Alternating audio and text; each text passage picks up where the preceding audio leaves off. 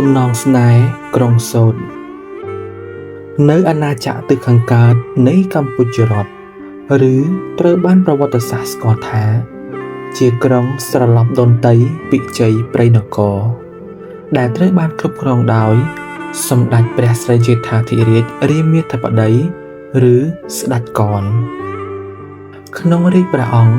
នគរខ្មែរទទួលបាននូវសេចក្តីសុខនិងភាពរីកចម្រើនគួរឲ្យកត់សម្គាល់យោងតាមប្រវត្តិសាស្ត្រនៅក្នុងរជ្ជកាលរបស់ព្រះអង្គគឺជាពេលវេលាដំបូងបង្អស់ដែលខ្មែរមានរូបិយប័ណ្ណសម្រាប់ការធ្វើពាណិជ្ជកម្មទាំងក្នុងនិងក្រៅប្រទេសដែលប្រាក់នោះត្រូវបានបោះពុម្ពដោយមានដាក់រូបនាគក្បាល7ហើយមានឈ្មោះថាស្លឹងដោយហេតុថាទីក្រុងនោះសម្បូរសប្បាយមានរបស់របរធ្វើពាណិជ្ជកម្មចម្រុះហូរហៀជាមួយជាតិសាសន៍នានាមកពីគ្រប់ទិសទីអ្នកស្រុកអ្នកភូមិតែងតែនិយមហៅទីក្រុងនោះថាក្រុងសូត្រ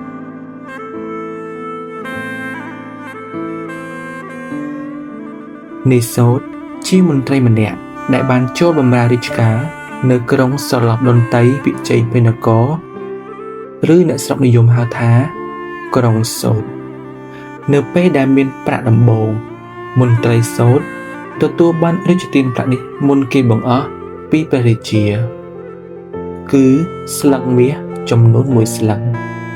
ជាវត្ថុអនុស្សាវរីយ៍ពីព្រះអង្គភូមិមួយដែលនៅដាច់ស្រយាលពីទីក្រុងមានឈ្មោះថាភូមិត្រជាក់ត្រជុំដែលគ្រប់គ្រងដោយលោកមេភូមិឡុងមេភូមិឡុងមានកូនស្រីមួយរូបដែលមានឈ្មោះថារំដួលនិងកូនស្រីធម៌ម្នាក់ទៀតដែលមានឈ្មោះថាទេវីកូនស្រីទាំងពីរស្រឡាញ់និងយកចិត្តទុកដាក់គ្នាណាស់ហើយក៏ជាទីស្រឡាញ់សម្រាប់អ្នកភូមិគ្រប់គ្នានៅទីនោះអ្នកណាក៏ចូលចិត្តស្រឡាញ់និងកោតសរសើរកូនស្រីដ៏បវររបស់លោកមេភូមិទាំងពីរដែរសូម្បីតែនិយមដែលជាកូនសិស្សសាលាគុនដ៏ល្បីល្បាញក៏ស្រឡាញ់និងចូលចិត្តក្រុមគ្រួសាររបស់មេភូមិឡុងដូចគ្នាជាពិសេសគឺកូនស្រីទាំងពីរនាក់របស់លោកមេភូមិតែម្ដងយប់ស្ងាត់សັດចូលត្រនំព្រះចន្ទរះពេញបរមីលើវេហាឡើងមូលក្រឡង់នាងរំដួលអង្គុយសម្លឹងចិត្តមាត់បង្អួចលួចសម្លឹងមើលដួងច័ន្ទជាមួយនឹងមនោសញ្ចេតនាដ៏សែនជ្រាលជ្រៅរំដួលបាក់ក្រណាត់ក្នុងដៃបង្ហាញប្រាក់មួយស្លឹងហើយក៏នឹកដល់ពាក្យពេចន៍សន្ទនារបស់ខ្លួននិងនីសូត្រដែលជាកំណំចិត្តនីសូត្របាននិយាយថានេះជាព្រះរាជទានដែលព្រះករុណាបានប្រទានវាសម្រាប់បងឥឡូវនេះបងជូនវាទៅអូនជាវត្ថុបញ្ចាំចិត្ត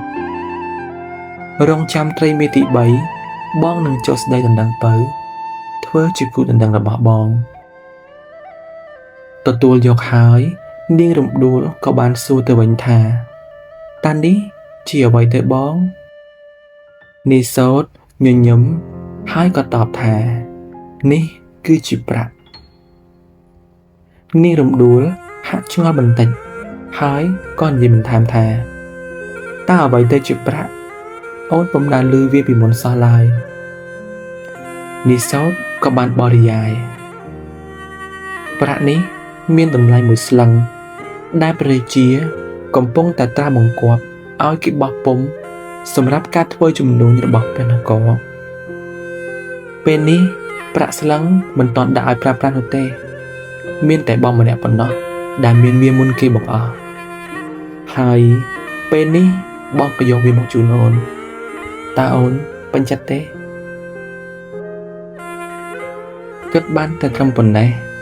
នាងរំដួលក៏អង្គុយញញឹមសម្លឹងមើលទៅប្រាក់ស្លឹងនោះមួយសន្ទុះធំទេវីជីប្អូនស្រីក៏បានដើរមកដល់ហើយនាងរំដួលក៏ស្រវាខ្ចប់លាក់ប្រាក់ស្លឹងនោះទុកវិញ